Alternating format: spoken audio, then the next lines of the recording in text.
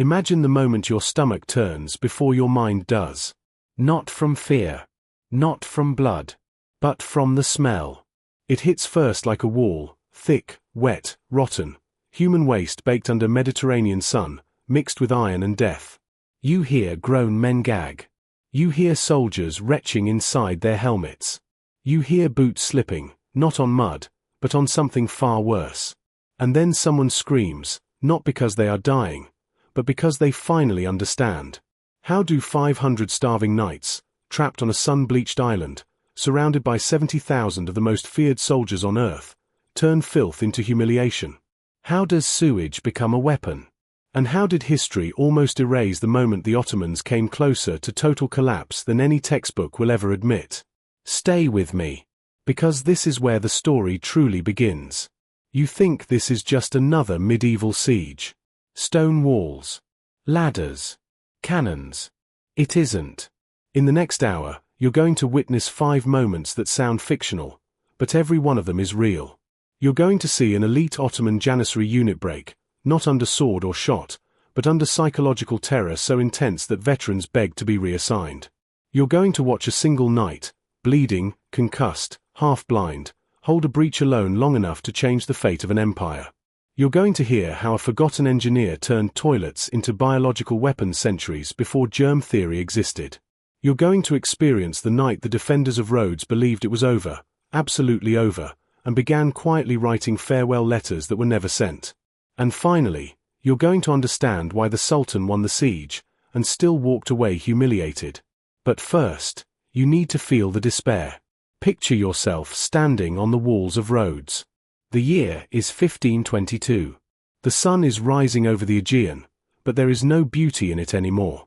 Only glare. Only heat. Only exhaustion. Behind you, a city stripped bare. Churches converted into hospitals. Homes ripped apart to reinforce walls. Wells poisoned by corpses. Children carrying stones instead of toys. In front of you, the impossible. 70,000 men. More ships than you can count. Cannons so large they crack the earth when they fire.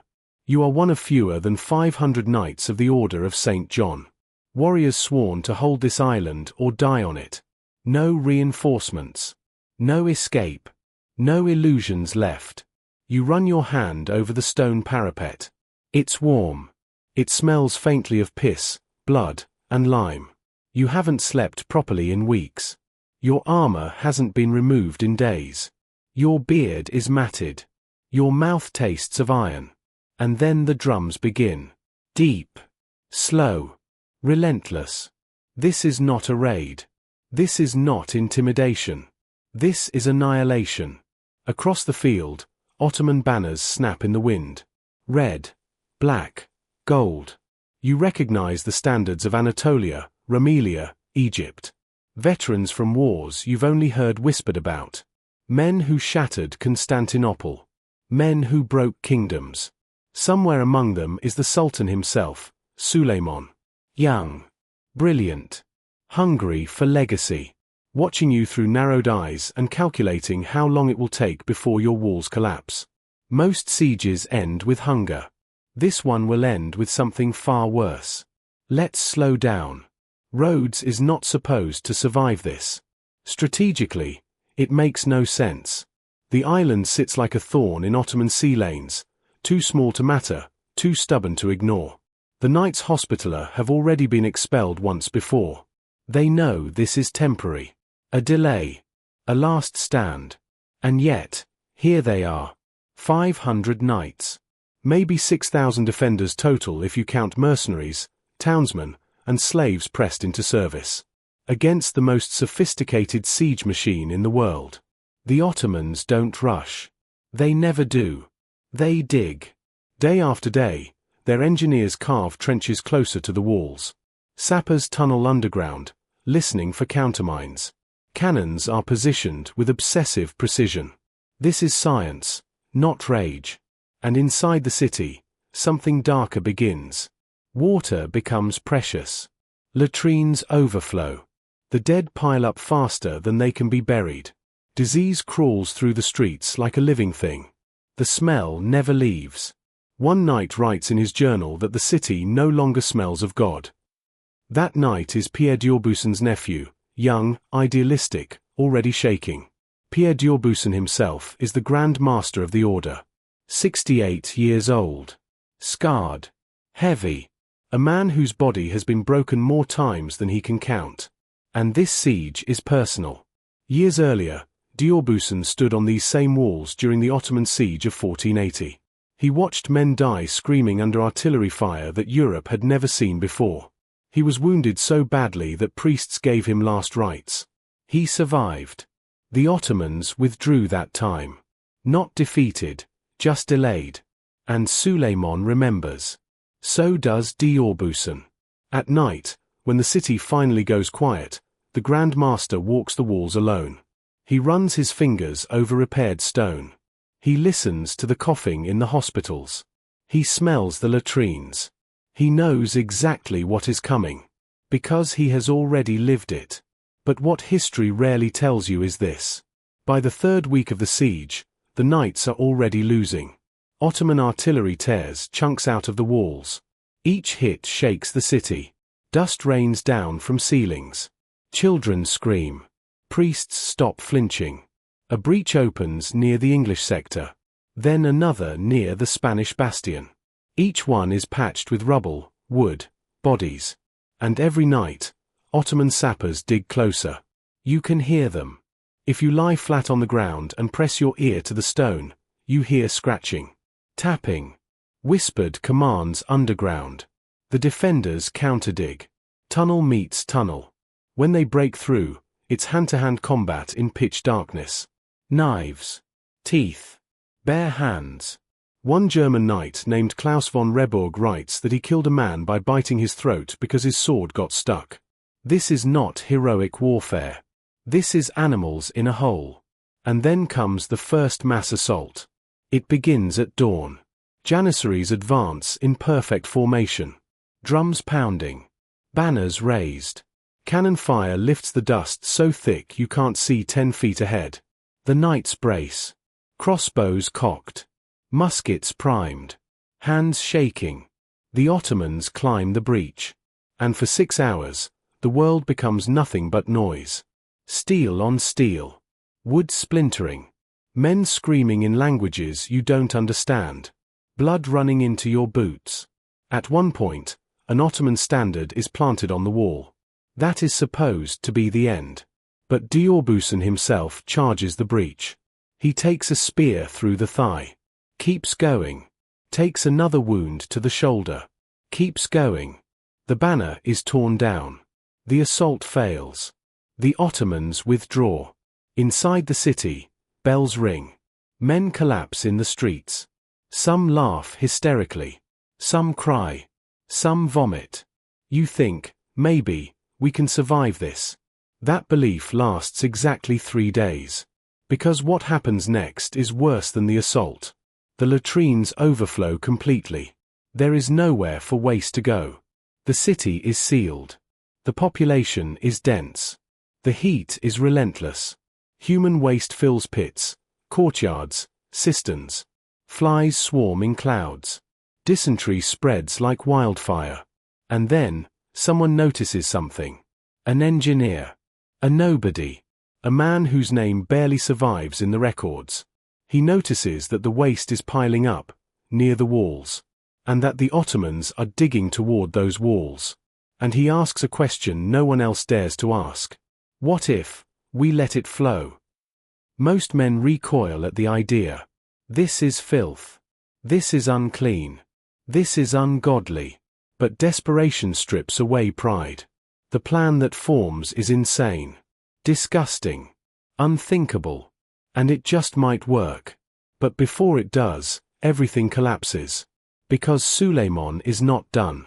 A second assault is coming. And this time, the Ottomans bring something new.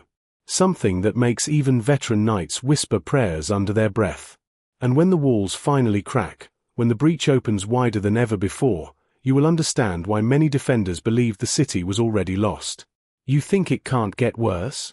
Wait. The second assault does not begin with drums. It begins with silence. An unnatural, suffocating quiet that settles over the battlefield like a held breath. Even the seabirds vanish. The Ottoman camp is still. No shouting. No chanting. No banners moving. On the walls of Rhodes, that silence is worse than cannon fire. You lean over the parapet, squinting into the haze. The sun hasn't fully risen yet, and the light turns everything the color of old bone. You smell salt. Rot. Smoke from yesterday's fires still clinging to the air. Someone whispers, "They're coming underground." And suddenly, the stone beneath your boots trembles. Not an explosion. Not yet.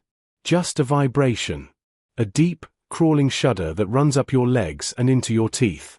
Then, the earth opens. A section of wall near the Italian bastion simply disappears, swallowed inward as if the ground itself has decided to eat Rhodes alive. Men vanish in a cloud of dust. You hear screams cut short. You hear stone grinding against stone like broken teeth. This is not an assault. This is execution by engineering. The Ottomans have detonated one of the largest mines ever used in a siege. Tons of powder. Months of digging. Perfect placement. When the dust clears, there is a breach so wide you could ride horses through it. And they do. Janissaries pour forward, not charging, not screaming, but advancing with terrifying discipline. Shields locked. Muskets firing in volleys. Officers walking calmly behind them, stepping over bodies without looking down. Inside the city, panic finally breaks. Civilians run. Bells ring without rhythm. Priests shout absolution to no one in particular. Wounded men try to stand and collapse again. This is the moment everyone feared. The moment where courage is no longer enough. Pierre d'Aubusson is carried to the breach on a litter. He cannot walk properly anymore. His wounds from the first assault have festered. Fever burns behind his eyes. And yet, when he sees the size of the breach, witnesses the black tide of Ottoman infantry advancing through the smoke, he pushes himself upright. He does not shout. He does not pray. He simply says, quietly, "So be it." This is where the story should end. 500 knights against tens of thousands. The walls broken. The enemy inside the city. But history bends here. Because the Ottomans hesitate. Just for a moment. And that moment saves Rhodes. The ground inside the breach is wrong. It is soft. Slick. Uneven. Janissaries step forward, and slip. Not mud. Not blood. Something worse. The defenders had been waiting for this. Days earlier, under cover of darkness, the engineers of Rhodes had done something no medieval code of war had ever prepared for. They broke the latrines. They smashed cesspits. Redirected waste channels. Dug shallow trenches leading straight toward the expected breach. Human waste. Animal waste. Rotting refuse. Corpses dissolved into slurry. All of it guided downhill. All of it waiting. When the Ottoman mine opened the wall, it didn't reveal stone and earth. It revealed filth. The first ranks of Janissaries lose footing. Men stumble into each other. Muskets misfire as powder gets wet. Shields drop. Order fractures. And then the smell hits. It is overpowering. Vomit-inducing. Hot and thick, like breathing through a corpse. Veterans who marched through plague cities gag inside their helmets. One Ottoman chronicler later writes that the ground itself rebelled against us. The knights do not hesitate. They surge forward, not clean, not glorious, but howling like men already dead. They hack downward into packed formations that cannot maneuver. They stab faces exposed by men retching. They push Janissaries backward into the slurry where they drown, choking on human waste instead of water. This is not combat. This is humiliation. One Ottoman officer named Hasan Aga tries to rally his men. He slips, falls, and is trampled by his own troops as they retreat in confusion. The assault collapses. Again. Inside the city, disbelief spreads. Men laugh. Then cry. Then laugh again. They beat each other on the back with hands still slick with filth and blood. They do not care. They are alive. But do not misunderstand this moment. This is not victory. This is borrowed time. Suleiman watches the retreat from his command tent, jaw clenched. He does not rage. He does not shout. That would be weakness. Instead, he learns. He orders the dead removed. The ground burned with lime. New trenches dug. Fresh troops rotated in. And he makes a decision. If Rhodes will not fall by discipline, it will fall by terror. The bombardment resumes, this time without pause. Day and night, cannons hammer the city. Churches collapse. Hospitals burn. Entire blocks become rubble. Food runs out. Horses are eaten. Then dogs. Then rats. One woman is executed for stealing a loaf of bread meant for the wounded. Another for poisoning a well in desperation. The Grand Master signs the orders himself. He cries afterward. At night, Diorbusan dreams of 1480. He dreams of Ottoman banners on the walls. Of firestorms. Of men screaming beneath falling stone. He wakes choking, convinced the city has already fallen. And still, he walks the walls. Because this siege is no longer about victory. It is about meaning. And that is when the Ottomans make their greatest mistake. They assume Rhodes is broken. They assume no one could endure more. They assume the defenders have used their last trick. They are wrong. Because in the filth and ruin of the city, something else is forming. A forgotten method. A brutal improvisation born not from books, but from survival. And when it is unleashed, even hardened knights will look away. Because what happens next does not just repel the Ottomans. It scars everyone involved. You think you've reached the worst moment? Not yet. Because the lowest point is coming. And when it arrives, even the sewage will not be enough. By the 5th month, time stops behaving normally. Days blur into each other. Nights stretch endlessly. The city no longer marks hours by bells, but by explosions. Every cannon blast is a clock tick. Every scream a reminder that the world outside the walls still exists, and wants you erased. Inside Rhodes, hope rots faster than bodies. The wounded outnumber the healthy. The hospitals are so full that men lie shoulder to shoulder on church floors, amputated limbs stacked like firewood outside because there is nowhere else to put them. The smell is unbearable now. Blood. Pus. Waste. Smoke. Death layered on death.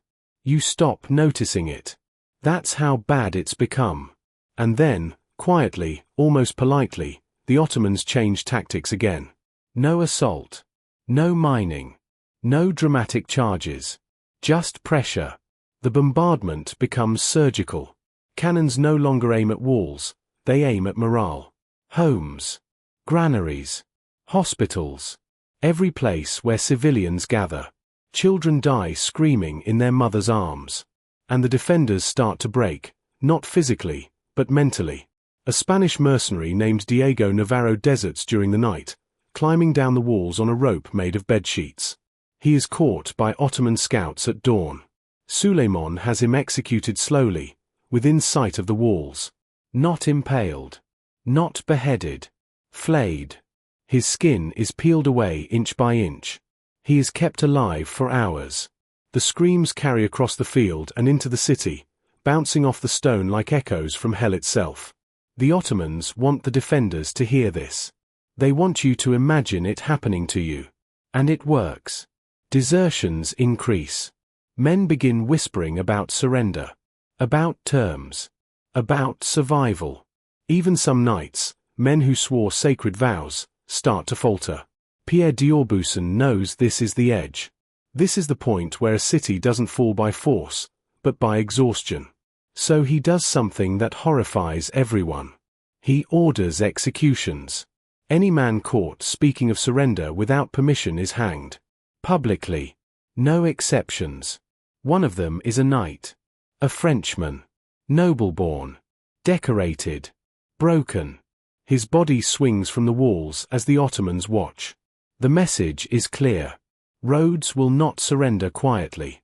But inside Diorbusan, something fractures. That night, He confesses to a priest that he no longer knows whether he is defending Christendom or feeding men into a grinder out of pride. The priest gives absolution anyway, because absolution is cheap when the world is ending. And then, the total disaster. It happens during what should have been a routine repair. Ottoman cannon fire has weakened the Spanish bastion. The defenders rush to shore it up with rubble and timber under covering fire. They are too slow. A cannonball strikes the base at the exact wrong moment. The wall collapses inward. Hundreds of tons of stone fall like an avalanche. Men are crushed instantly. Others are buried alive, screaming beneath the rubble, fingers clawing through dust and blood. The breach is enormous. Wider than before. Cleaner. No sewage. No traps prepared. This time, there is nothing between the Ottomans and the heart of the city. The assault comes immediately.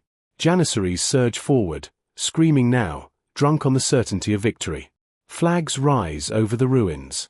Drums pound. Muskets flash. Hand-to-hand combat erupts inside the streets of Rhodes. Not at the walls. Inside the city. This is the moment every defender has feared. This is the moment where cities die. A German knight named Ulrich von Hohenfeld finds himself fighting in an alley so narrow he cannot swing his sword properly. He uses his shield as a hammer, smashing faces until his arm goes numb. He slips on blood and almost falls. Someone grabs his leg. He stabs downward without looking and feels a body go limp. He will later say he never remembered faces, only mouths. Screaming mouths. For hours, it looks over. Ottoman troops push deeper. Fires spread. Civilians flee or die where they stand. Some knights break and retreat toward the harbor, hoping for boats that do not exist. This is one of the false endings of history. This is where the story should close. Many chroniclers even end it here, claiming the city was effectively taken and only formally surrendered later. That is a lie. Because something strange happens. The Ottomans slow again. Not because of resistance, but because of confusion. The streets twist unpredictably. Barricades appear where maps say they shouldn't exist. Rubble channels movement into killing zones. Defenders appear, vanish, reappear. The city becomes a maze of ambush. And in that maze, the knights unleash the forgotten trick. They ignite the filth. Earlier, during the sewage diversion, some of the waste had been mixed with oil, pitch, and sulfur. Stored. Forgotten. Dismissed as unusable. Now, it is poured into the streets. Torches follow. The result is indescribable. Fire doesn't burn cleanly. It smolders. Thick black smoke rolls low through the alleys, carrying the stench of burning excrement and flesh. Men choke. Panic spreads. Visibility drops to nothing. Ottoman formations disintegrate. They are not fighting knights anymore. They are fighting an environment that hates them. Men stumble into pits. Burn alive. Suffocate screaming. Others flee blindly and run straight into waiting defenders. One Janissary, later interviewed after the siege, says he thought the city itself was cursed. By nightfall, the Ottomans withdraw again. Again. The breach is abandoned. Inside Rhodes, men collapse where they stand. Too exhausted to cheer. Too numb to cry. The city has survived something no city should. But survival has a cost. Over half the defenders are dead or wounded. Food is nearly gone. Ammunition is critically low. And Suleiman, patient, brilliant Suleiman, finally understands the truth. Rhodes cannot be taken cleanly. It can only be erased. He prepares the final assault. One last push. Everything he has. And this time, there will be no tricks left. Or so everyone believes. Because in the darkest corner of the city, beneath collapsed stone, in a forgotten tunnel, someone has remembered something ancient. Something the Ottomans did not expect. Something so simple, that it almost feels unfair. And when it is used, the Siege of Rhodes will end, not with triumph, but with something far more unsettling. Regret. By now, you have survived long enough to understand something terrible. The siege is not trying to kill you quickly. It is trying to erase you slowly. Weeks pass. Then months. Time loses meaning. Days are measured by bombardments, nights by screams. The walls are no longer walls, they are scars, constantly reopened and barely stitched shut. Inside Rhodes, the city is hollowing out. The wounded outnumber the healthy. Surgeons work with sores dulled by bone. Limbs pile up in corners like discarded firewood. The smell of gangrene is everywhere, sweet, nauseating, impossible to escape. Men stop washing. Not because they don't want to, but because water has become more valuable than dignity. Every drop is counted. Every cup argued over. Every well guarded like a shrine. And then the sickness begins. Dysentery. Typhus. Fever that cooks men alive in their armor. One knight collapses on the wall, raving that the stones are melting. Another gouges his own eyes out during a night terror, screaming that he can still see Constantinople burning. Morale fractures. Not all at once, but in quiet, dangerous ways. Guards start missing shifts. Men volunteer for suicidal sorties not out of courage, but because they want it to end. A Spanish mercenary hangs himself from a broken beam after writing only one sentence, "I am tired of being brave." This is the lowest point. And Suleiman knows it. He launches the third grand assault. This one is different. There is no rush. No single breach. No glorious charge. Instead, pressure everywhere. Simultaneous attacks across multiple bastions. Constant fire. No pause to repair. No pause to rest. Every defender is forced to fight, fall back, fight again. By the third day, the knights can barely stand. At the English bastion, a young knight named William Weston, 23 years old, never fought a siege before, finds himself alone at a section of wall after everyone else has been wounded or killed. He is shaking so badly he can't load his musket. When the Ottomans climb the rubble toward him, he drops the weapon and draws his sword with both hands. He kills the first man by accident. The blade slips. It goes under the chin. The sound it makes stays with him forever. The second man he kills deliberately. The third he doesn't remember killing at all. When relief finally arrives, Weston is standing ankle-deep in bodies, laughing and sobbing at the same time. That night, he cannot sleep. He rocks back and forth, whispering prayers he no longer believes in.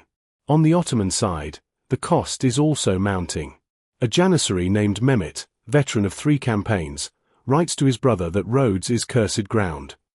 He describes men dying without wounds, collapsing from sickness, or slipping during assaults and vanishing beneath filth and rubble. He writes, "We fight the city itself, and it hates us." Still, the Ottomans advance. Another mine explodes. Another wall falls. This time, the defenders cannot plug the breach. The Ottomans enter the city proper. Street fighting erupts. This is the moment that breaks something fundamental. Because once the enemy is inside, the rules change. Civilians are caught in the chaos. Homes become battlegrounds. Churches echo with screams instead of prayers.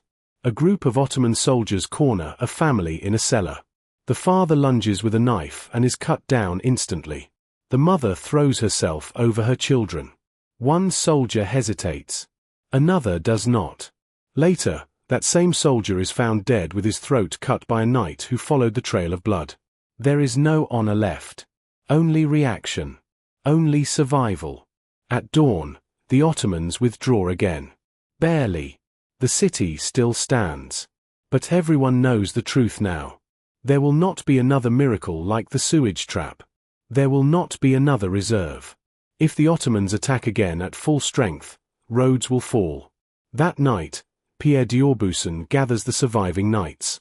They stand in a ruined hall lit by smoking torches. Faces hollow. Armor dented beyond repair. Some men barely holding themselves upright. The Grand Master speaks slowly. He does not promise victory. He does not even promise survival. He says only this: "We have already died here. What remains is to decide how we are remembered." Some men nod. Some weep. Some stare at the floor, already gone somewhere else. But one man steps forward. An engineer. The same one who noticed the waste flowing downhill weeks earlier. He is pale. Sick. His hands tremble. And he says something that makes the room go quiet. There is one thing left. What he proposes is not clean. Not glorious. Not even certain to work. It involves fire. It involves filth. And it involves using the Ottomans' own discipline against them. At first, no one responds. Then someone laughs, a short, broken sound. Another knight says, "If we're damned anyway." Slowly, reluctantly, the plan is approved. That night, the defenders work like men possessed. They collect what little remains. Waste. Oil. Pitch. Rotting matter scraped from pits and streets. They soak rags. They fill barrels. They prepare something closer to a curse than a weapon. And they wait. The Ottomans attack again before dawn. As expected. This time, they breach in 3 places at once. They surge forward, confident, prepared. Their officers barking orders with cold precision. And then, the defenders light the barrels. They roll them downhill. What spills out is not flame alone. It is burning filth. A black, choking inferno that sticks to skin and armor. Fire that cannot be brushed away. Smoke that sears lungs and blinds eyes. Men scream as they burn alive in their own formations, slipping, falling, dragging others down with them. The smell is indescribable. Flesh. Waste. Oil. Fear. Even the knights recoil. Some vomit inside their helmets. But they do not stop. They charge behind the fire. This is the final breaking point. Ottoman lines shatter. Commands are lost in the chaos. Men run, not from blades, but from something that feels unholy. By midday, the assault is over. Again. And this time, Suleiman knows. Rhodes will fall eventually. But not without cost that will echo. Days later, negotiations begin. The knights are allowed to leave with honor. Weapons. Banners. Survivors. Suleiman keeps his word. He has won the siege. But as the knights sail away, the Ottoman army stands silent on the shore. They do not cheer. They do not celebrate. They have taken the island. But Rhodes has taken something from them in return. Something history does not like to remember. Because this was not a story of clean conquest. This was a story of endurance so brutal, so degrading, that even victory tasted like defeat. And now, you know it. You know what 500 desperate men did when faced with annihilation. You know how sewage became a weapon. You know how the greatest army of its age was forced to choke, slip, and burn, not by superior numbers, but by refusal to surrender. And that knowledge puts you in a small group. Because most people will never hear this version. Most history books will not linger on the smell. The filth. The fear. But you were there. You stood on the wall. You felt the stone shake. You smelled the ground rebel. And you watched an empire win, while being humiliated in the process. That is the real Siege of Rhodes. And now, it belongs to you. The third assault begins at night. That alone tells you everything. The Ottomans had learned the terrain, learned the filth, learned the rhythm of the defenders. So they changed the rules. No banners, no daylight formations, no warning drums, just darkness. Torches flicker along the shattered walls of Rhodes, casting long, warped shadows over rubble that was once homes. The air is heavy, unmoving, thick with rot and smoke. You can taste it. Every breath feels borrowed. Inside the city, no one sleeps anymore. Men sit with their backs against stone, weapons across their knees, eyes red and unblinking. Every sound makes muscles tighten. Every cough sounds like a death sentence. And then, a scream. Not from the walls. From inside the city. A civilian district erupts in panic as Ottoman infiltrators emerge from a tunnel no one knew existed. They don't shout battle cries. They don't announce themselves. They butcher. By the time the knights arrive, it's already over. Women dead in doorways.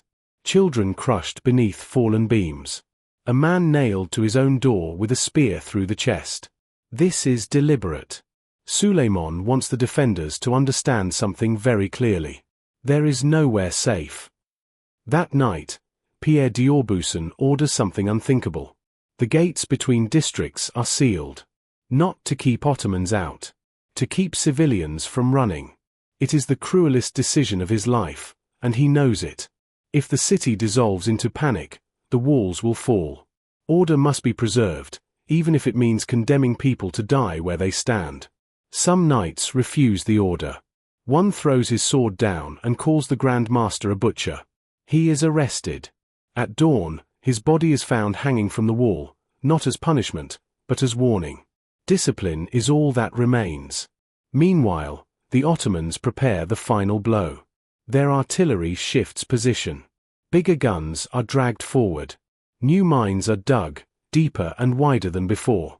Thousands of laborious work day and night, driven by whips and promises of loot. Among them is a young sapper named Mehmet, barely 16, taken from his village in Anatolia. He has never seen the sea before this siege. He has never killed a man. His job is to dig. In the darkness underground, Mehmet hears something strange. A wet sound. Dripping. The walls of the tunnel glisten. He tells his overseer. The man laughs and orders him to keep digging. Hours later, the tunnel floods. Not with water. With sewage. Mehmet tries to run. Slips. Falls. He does not drown. He suffocates, lungs burning, mouth filled with filth so foul his body convulses in reflexive rejection. His death is never recorded. But hundreds like him will follow. Because the defenders of Rhodes escalate. They don't just redirect waste anymore. They weaponize it. Every cesspit becomes a reservoir. Every dead animal is dragged into the slurry. Lime is added to increase chemical burn. Rotting corpses are deliberately dissolved. Then, when Ottoman tunnels are detected, the defenders break through from above. They pour it down. Not all at once. Slowly. So the men below hear it coming. Ottoman sappers begin to refuse tunnel duty. Officers threaten execution. Some are shot. Others comply, and die screaming. The tunnels become feared spaces. Claustrophobic death traps. Places where the enemy does not stab you, but drowns you in humanity's worst refuse. This is psychological warfare centuries before the term exists. And it works. But it costs the defenders something too. Knights who survive these countermines cannot eat afterward. Some cannot stop shaking. One man vomits whenever he smells bread, because the scent reminds him of warm waste and decay. There is no glory left. Only endurance. Then, just when it seems the siege has reached a stalemate, disaster strikes. A massive mine detonates beneath the Spanish bastion. The explosion is apocalyptic. Stone flies like shrapnel. Men are flung through the air. The wall collapses completely, opening the city's heart. This time, there is no sewage left to pour. This time, there are no reserves. This time, the Ottomans surge through unopposed. 4 hours, fighting rages street by street. Houses become fortresses. Wells become killing grounds. Blood pools ankle deep in alleys. Pierre d'Aubusson is hit again, this time in the head. He collapses, unconscious. Rumors spread instantly. The Grand Master is dead. Hope dies with him. Some defenders flee toward the harbor. Others throw down weapons. A few kneel and pray for mercy they know won't come. This is the lowest point. This is where Rhodes should fall. And for a moment, it does. Ottoman flags are raised on inner walls. Trumpets sound victory calls.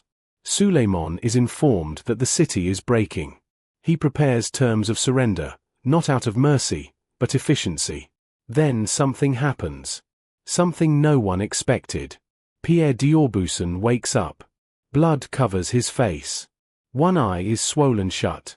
He cannot stand without help. But he insists on being carried to the breach.